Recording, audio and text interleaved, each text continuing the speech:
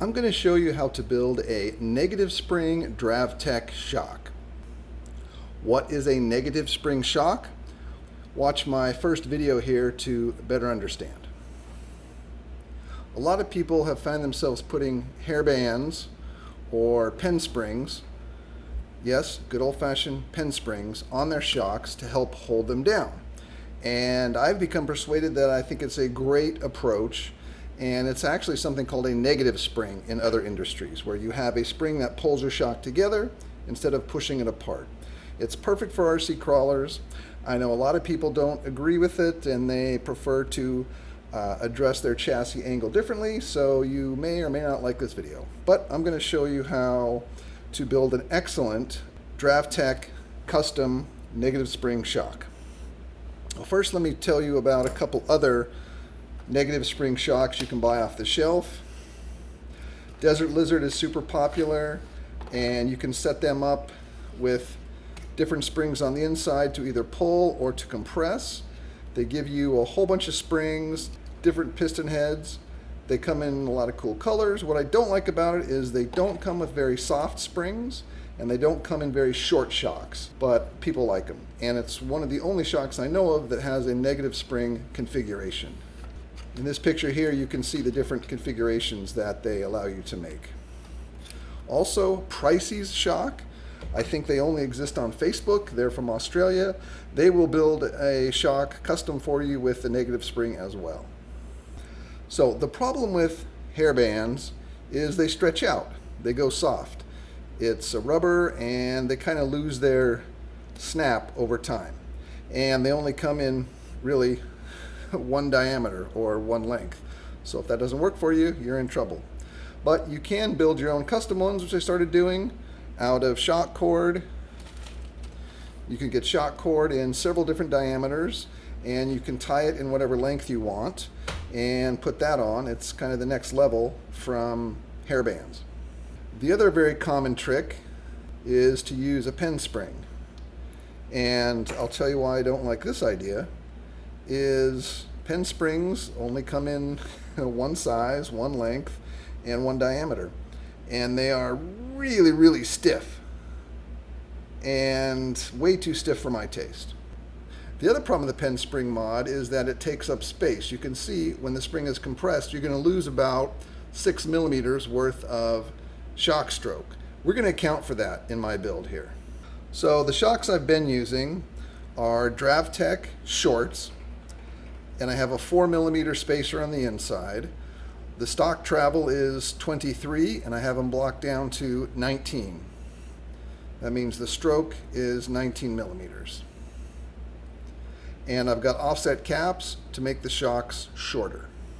The length of these shocks is right about 90 millimeters.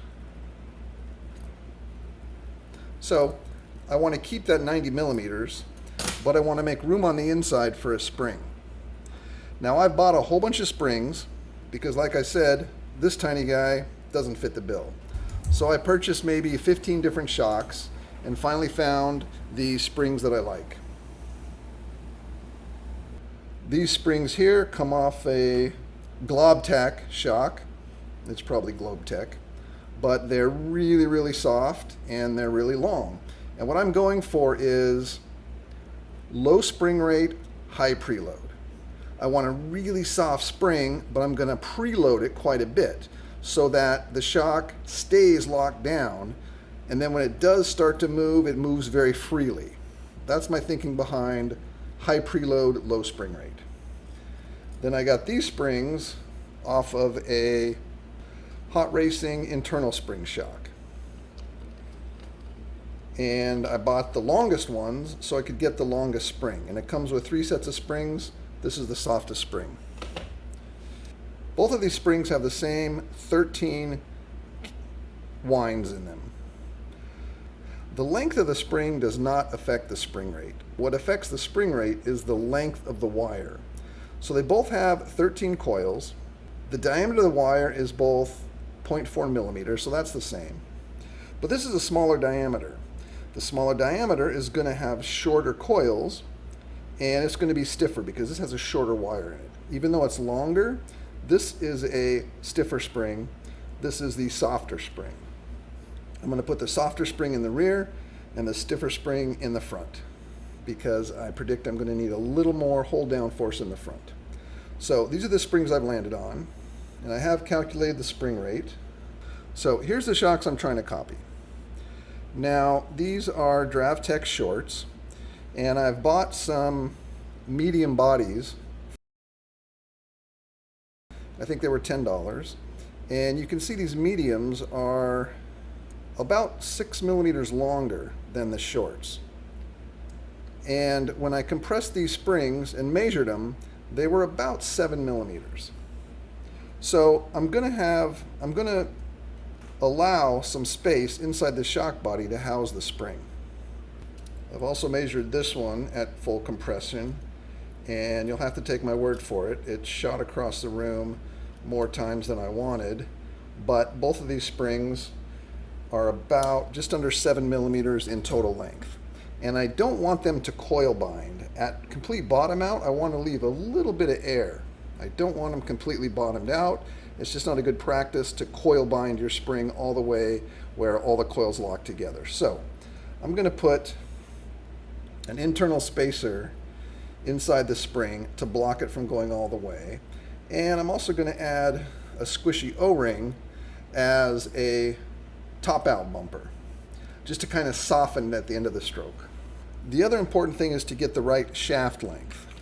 This is a Traxxas extra long shaft. It's 3 millimeters, gold titanium nitride coated, which I love, and it's 54 millimeters long. This is a Traxxas extra long at 51, a Traxxas long at 47, and the Dlux medium is 46. So I'm going to have to lengthen my shaft to go through the spring. So I'm going to start with probably 51. That's about 5 millimeters longer. I think this is going to be too long, so I'm going to start with the 51 millimeter shaft. There are also two different piston heads you can get from Dlux. This round one I like better because the oil flows more freely around it. This square one causes a little bit of high-speed damping around those sharp edges. I want my shocks as free moving as possible, so I'm going to use 4-hole with the round edges. And I've already built these two in the 51 millimeter.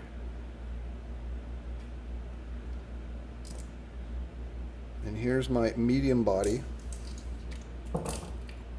So what I'm going to do is stack up the 6 millimeter in spacers, put in this internal bottom out bumper, and what this does is simply gives you, it kind of softens the top out just a little bit. I want to just soften the end of the stroke, and I'll put a bigger one for bottom out in the other direction. So here we go. This goes on the inside. I'm going to build these first. Now, if you see my other videos, you know that I always say never push your threads through your seals. I am going to do a practice build now for the video, and I will go back and do it correctly later. But for demonstration purposes, I'm going to do it this way for now. So that's super smooth. Great. Now I'm going to put a bottom out bumper and a washer.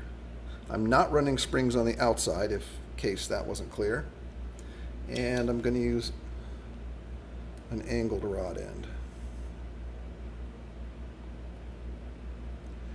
Now the travel on my medium shocks was 19 millimeters, and I actually want a little bit more articulation.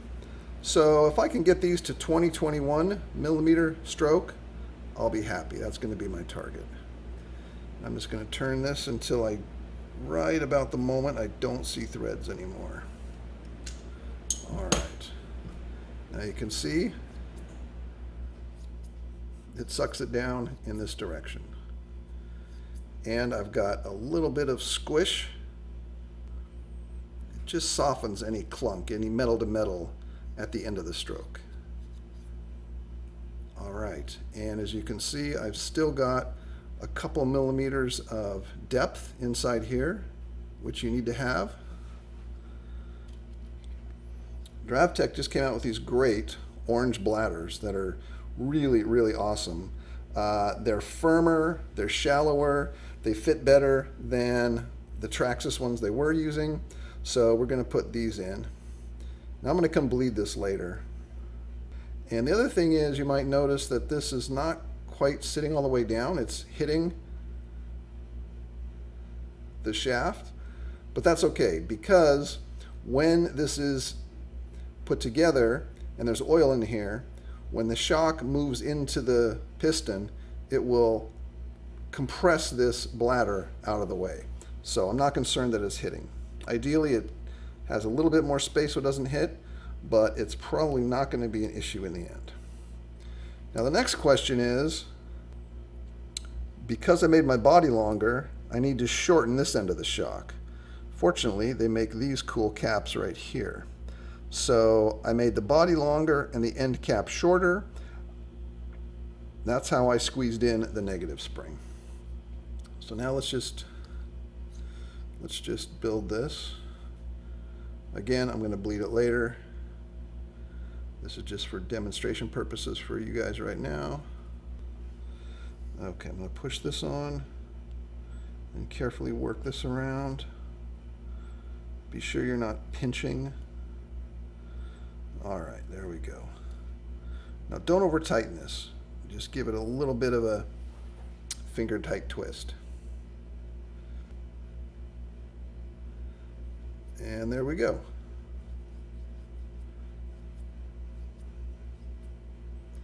Moves in the negative direction. There's no springs holding it extended. It holds itself sucked down. I've got a little bit of bottom out padding in this direction and a little bit of top out padding in this direction. And let's see how long the shock is going to be. I got to hold it apart, obviously. Look at that. It's right at 90. It's exactly what I wanted. I took a short shock, replaced the body with the medium, put a shorter end cap, and now I have a spring captured on the inside. I'm pretty stoked to try that.